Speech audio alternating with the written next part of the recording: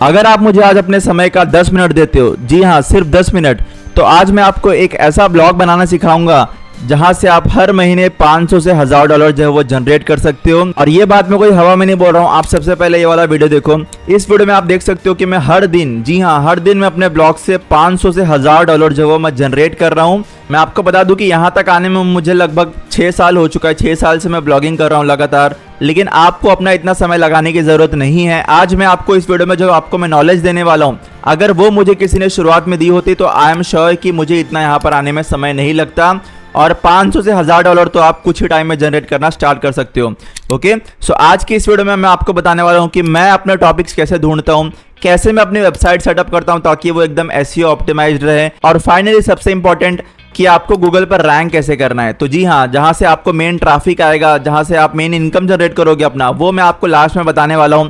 तो अगर आपने कभी भी अपना कोई भी ब्लॉग नहीं बनाया तो मैं आपको बता दूं कि ऐसा एक ब्लॉग बनाने में आपको 30 मिनट से ज्यादा नहीं लगने वाले। ओके, सो वीडियो का कोई भी पार्ट स्किप मत करना ये सोच के कि ये इंपॉर्टेंट नहीं है, सीधा आखिर में चलते हैं, या फिर ये तो मुझे आता है, या फिर यार ये तो बोर हो रहा है इसको स्किप करते हैं। ओके, तो स्किप मत करना कोई भी पार्ट। ये पूरी स्ट्रैटेजी तभी काम करेगी जब आप इन एक एक पॉइंट्स को अच्छे से इंप्लीमेंट करोगे और सीखोगे। तो एक भी पार्ट को स्किप मत करना क्योंकि सारे ही पॉइंट्स इंपॉर्टेंट है, और एक भी पॉइंट्स अगर आप मिस करते हो तो आपका ये पूरा वीडियो देखने का या फिर कोई भी पार्ट देखने का कोई भी मतलब नहीं बनता। ओके, सो वीडियो को मैं एकदम टू द पॉइंट रखूंगा और सिर्फ वही इंफॉर्मेशन आपके साथ शेयर करूंगा जो कि काम की है, बाकी और भी कुछ भी शेयर नहीं करने वाला। तो बिना स्किप किए वीडियो को आखिर तक देखना, क्योंकि अगर आप यहां पर कुछ मिनट्स भी नहीं लगा पा रहे तो आप ब्लॉगिंग करने के बारे में तो भूल ही जाओ। तो अगर आप एकदम कंफर्म्ड हो, एकदम डिटरमिन्ड हो इस वीडियो को पूरा देखने के लिए, तो वीडियो को लाइक कर देना और स्टार्ट करते हैं। सबसे पहले हमारा जो टॉपिक होने वाला है वो होने वाला है हाउ टू सिलेक्ट योर निश। सबसे मेन प्रॉब्लम बिगिनर्स को यहीं पर आती है कि यार मैं किस टॉपिक के ऊपर अपना ब्लॉग बनाऊं, मुझे समझ नहीं आ रहा, कंपटीशन ज़्यादा है वगैरह वगैरह। तो यहाँ पर मैं आपको फ्रीडम देता हूँ कि आप कोई भी टॉपिक चुनो, लेकिन उसके ऊपर ये सिर्फ आप 2 फिल्टर अप्लाई करो। Filter number 1 that is search volume. तो जी हाँ, आपको देखना है कि क्या आप जिस भी टॉपिक के ऊपर आप अपना ब्लॉग स्टार्ट करने का सोच रहे हो, क्या उसमें सर्च है कि नहीं, लोग सर्च कर रहे हैं कि नहीं आपके टॉपिक के बारे में। ओके, तो बेसिकली टॉपिक के यहाँ पर आपको डिमांड चेक करना है आपके टॉपिक का, कि क्या लोग उसके बारे में सर्च भी कर रहे हैं या नहीं, इसके बारे में डिमांड भी है या नहीं मार्केट में। मान लेते कि आप रैंक कर लेते हो, लेकिन अगर कोई सर्च नहीं कर रहा आपके कीवर्ड के बारे में, आपके टॉपिक के बारे में, तो आपका रैंक करने का क्या मतलब हुआ। ओके, तो सबसे पहले आपको यही चेक करना है कि क्या आपके टॉपिक के ऊपर, क्या आपके कीवर्ड के ऊपर इनफ वॉल्यूम में, इनफ मात्रा में सर्च हो रहे हैं कि नहीं। ओके, सो यहां पर हम लोग एक नंबर दे देता हूं मैं आपको मिनिमम 60,000 पर मंथ। जी हाँ, कोई भी आप टूल यूज करो, सेमरश, एचरेफ, कोई भी टूल यूज करो रिसर्च करने के लिए, आपको देखना है कि मिनिमम 60,000 पर मंथ, इतना एटलीस्ट आपके ओवरऑल टॉपिक का सर्च वॉल्यूम होना चाहिए, तब जाके आपका कोई फायदा होगा, अदरवाइज कोई फायदा नहीं होगा। सेकंड जो फिल्टर आपको अप्लाई करना है वो है कंपटीशन देखना है आपको। जी हाँ, आपको कंपटीशन देखना है, और ऐसा कंपटीशन हो जिसको आप बीट कर सको। ओके, तो मान लेते कि आपने कोई, लेट सपोज कोई टॉपिक पिक किया आपने, आपको देखना है कि अगर वहां पर बहुत सारी बड़ी बड़ी साइट्स, एस्टैब्लिश साइट्स रैंक कर रही हैं ऑलरेडी, तो वो जो टॉपिक है वो आपके लिए काफी डिफिकल्ट होगा, और अच्छा यही होगा कि आप वहां पर मत जाओ। ओके, या फिर आपने लेट सपोज आपने कोई टॉपिक पिक किया, आप देख रहे हो कि काफी कमजोर वेबसाइट है उस पर्टिकुलर टॉपिक के ऊपर, या फिर कोई वेबसाइट है ही नहीं, तो आप वहां पर उस टॉपिक में आप एंटर कर सकते हो। वो एक अच्छा सिग्नल है आपके लिए। ओके, सो ये 2 फिल्टर आपको अप्लाई करना है। कोई भी आप निश सिलेक्ट कर रहे हो, कोई भी आप टॉपिक सिलेक्ट कर रहे हो अपना, आपको ये जो 2 फिल्टर हमेशा यूज करना है। अब बात करते हैं कि आपने ये तो बता दिया कि टॉपिक सिलेक्ट कैसे करना है, क्या फिल्टर्स अप्लाई कर रहे हैं, लेकिन ब्रेनस्टॉर्म कैसे करें आइडियाज। मान लेते कि मेरे को आज के वक्त कोई भी आइडिया नहीं है कि मैं कहां से स्टार्ट करूं, कैसे स्टार्ट करूं, तो मुझे कुछ आइडिया, स्टार्टिंग पॉइंट कहां से मिलेगा।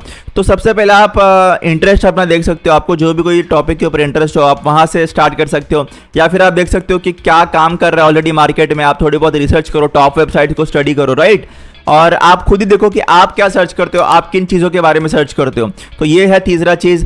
या फिर आप फोर्थ चीज़ क्या कर सकते हो, आप बड़ी जो वेबसाइट्स हैं उनका आप टॉपिक लो और उनमें से किसी एक टॉपिक को पकड़ो और उसको एकदम नैरो डाउन कर दो। फॉर एग्जांपल लेट सपोज आपको कोई स्पोर्ट्स ब्लॉग बहुत पसंद है, तो आप क्या करो, उस वेबसाइट को पकड़ो और वहां से एक माइक्रो टॉपिक ढूंढने का ट्राई करो जिसके ऊपर आप अपना एक पर्टिकुलर ब्लॉग बना सकते हो। ओके, तो ये हो गया हमारा कि हाउ टू सिलेक्ट योर निश।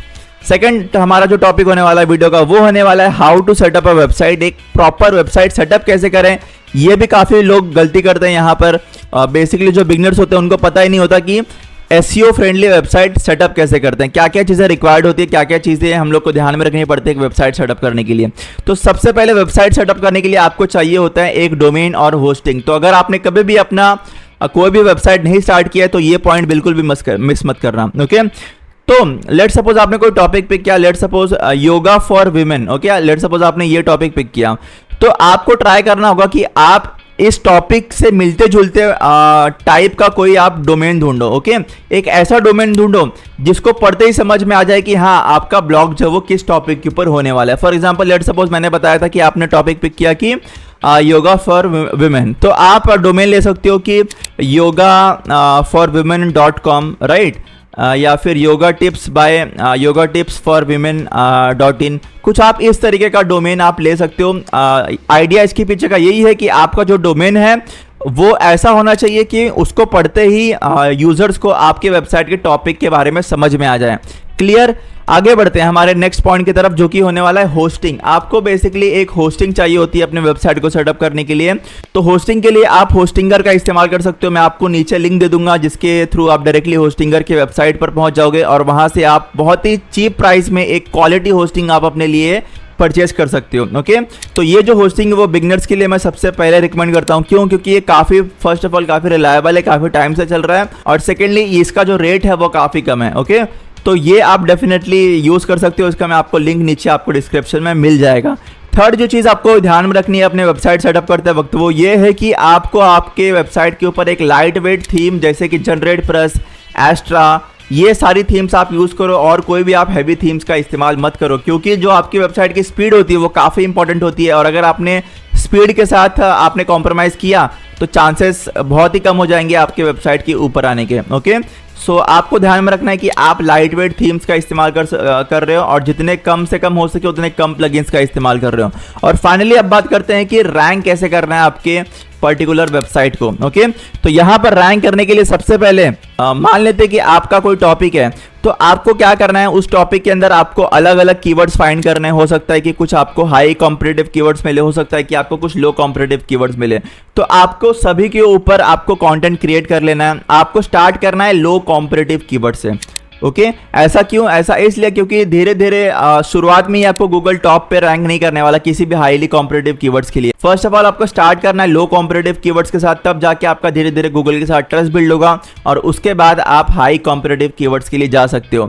सेकेंड पॉइंट आपको ध्यान में रखना है वो ये है कि आपको आपके आर्टिकल्स को प्रॉपरली इंटरनल लिंकिंग करना है। तो जी हाँ, इंटरनल लिंकिंग बहुत ही मैटर करता है आज के टाइम पे। इंटरनल लिंकिंग करने से गूगल आपकी वेबसाइट को अच्छे से समझ सकता है और ये समझ सकता है कि कौन से जो पेजेस है वो आपकी साइट में ज़्यादा इंपॉर्टेंट है। ओके, तो मान लेते हैं कि कोई आपका पर्टिकुलर पेज है जिस पे आपने एक बहुत ही प्रॉफिटेबल कीवर्ड जो है वो कवर किया है और आपको उसको रैंक करना है। तो आप क्या करो, आप बाकी सारे पेजेस से अपने उस पर्टिकुलर पेज को लिंक कर दो। ओके, तो ये गूगल को बताएगा कि हाँ ये पेज ज्यादा इंपॉर्टेंट है, इस पे ज्यादा फोकस कीजिए आप। ओके, बढ़ते हैं हमारे थर्ड पॉइंट की तरफ जो कि है एटलीस्ट राइट 1000 या फिर उससे भी ज्यादा वर्ड्स के आर्टिकल। ओके, तो काफी ज्यादा लोग क्या करते हैं कि वो 500 वर्ड्स का 300 वर्ड्स का आर्टिकल लिख देते हैं, लेकिन मैं आपको बता दूं कि अगर आपको आज के टाइम पे रैंक करना है, अगर आपका कोई एक न्यूज वेबसाइट नहीं है तो आपको एटलीस्ट 1000 वर्ड्स तो अपने आर्टिकल को लिखना ही पड़ेगा। ओके, तो ट्राई करो कि आप 1000 या फिर उससे ज्यादा वर्ड्स के आप आर्टिकल लिखो। Fourth point is use related keywords as headings. तो लेट सपोज आप कोई पर्टिकुलर कीवर्ड टारगेट कर रहे हो अपने आर्टिकल में, आपको रिसर्च करना है कि उससे मिलते जुलते कौन से कीवर्ड्स हैं जो कि लोग सर्च कर रहे हैं। ओके, आप उसके लिए गूगल सर्च का इस्तेमाल कर सकते हो। आप अपना खुद का दिमाग लगाओ कि इससे रिलेटेड और कौन से ऐसे कीवर्ड्स होंगे जो कि लोग सर्च करते होंगे। ओके, तो वो जो कीवर्ड्स है आपको उनको अपने कंटेंट में जगह जगह पर यूज करना है, आपको अपने पैराग्राफ्स में यूज करना है, आपको अपने हेडिंग्स में यूज करना है। तो ये हो गया how to rank your article on Google. तो अब बात करते हैं कि ऐसा कंटेंट कैसे लिखना है जो कि गूगल पे रैंक कर सके, जो कि गूगल को पसंद आए बेसिकली। ओके, तो उसके लिए आप ये वाला वीडियो देख सकते हो और मैं आपसे सीधा वहीं मिलने वाला हूँ।